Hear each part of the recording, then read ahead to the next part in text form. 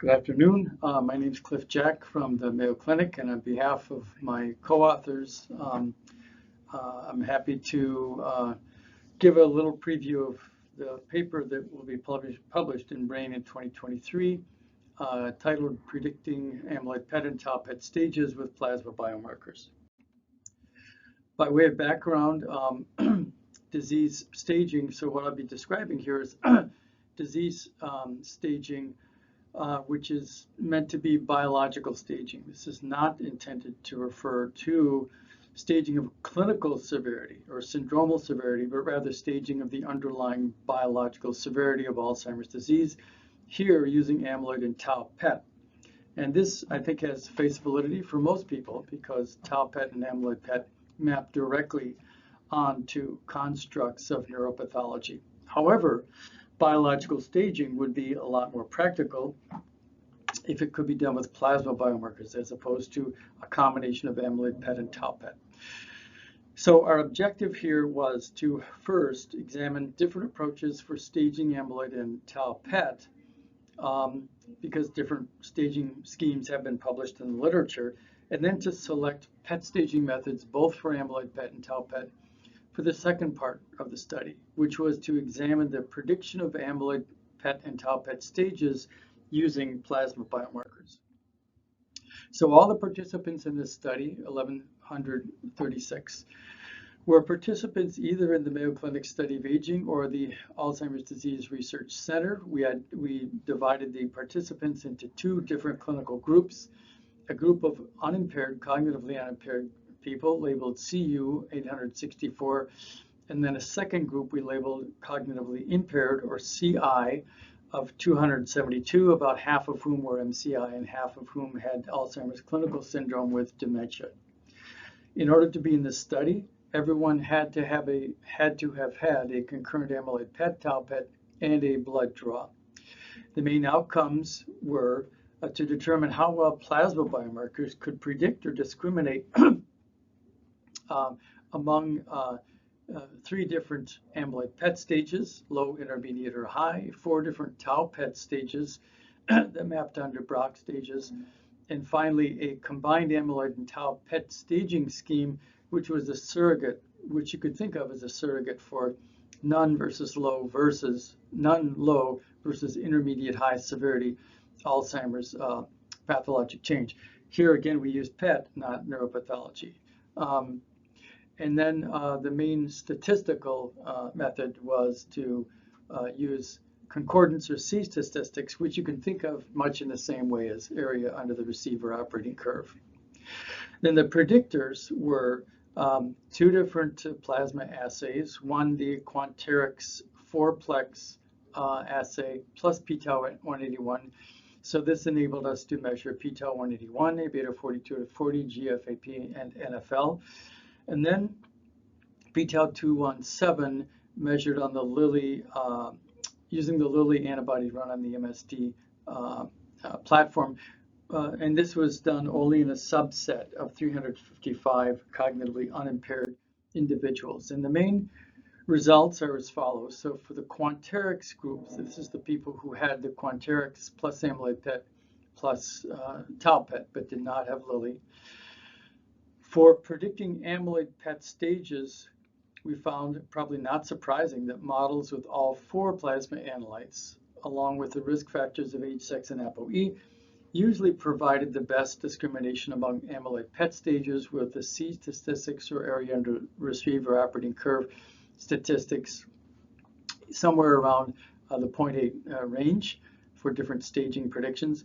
And then for tau PET staging prediction, models with the p-tau 181 alone provided similar discrimination of tau PET stages to models with all four plasma analytes. And then finally discriminating a PET proxy of intermediate high from none low Alzheimer's disease neuropathologic change with all four Quanterix plasma analytes was excellent, but wasn't not really better than with the p-tau 181 alone. And you can see the C statistics here look quite good. They hover around the close to 0.9 range for the unimpaired and impaired individuals. And this is what the data outputs. There are a number of these different plots. This is just one example of this kind of plot that is in the paper. This is one for cognitively unimpaired individuals alone. Across the top, you see a series of forest plots. And on the x-axis of each plot, what you see is the concordance statistic. Again, roughly, this is, you can interpret this as being area under the receiver operating curve. Across the top, you see various staging comparisons. So from left to right, you see intermediate versus low amyloid PET stage, high versus intermediate amyloid PET stage. Next over is BROC1/2 versus BROC0, tau PET stage, and so on. And then in the different rows, what you see are different model outputs. So the model at the top is just the risk factors alone, age, sex, and APOE. And then next below that, you see the risk factors, age, sex, and APOE, plus A beta 42 to 40. Below that, risk factors plus p-tau 181, and so on. And at the very bottom, you see the risk factors plus all four Quanterix analytes combined. And some of the AUC or C statistics values look pretty good. For example, the third from the left, BROC1, and the bottom, the AUC, BROC1/2 versus BROC0 tau PET discrimination. The model with all four analytes combined is the concordance statistic looks quite good at 0.83, but notice that the model with just the risk factors, age, sex, and APOE alone, looks pretty good as well, 0.77.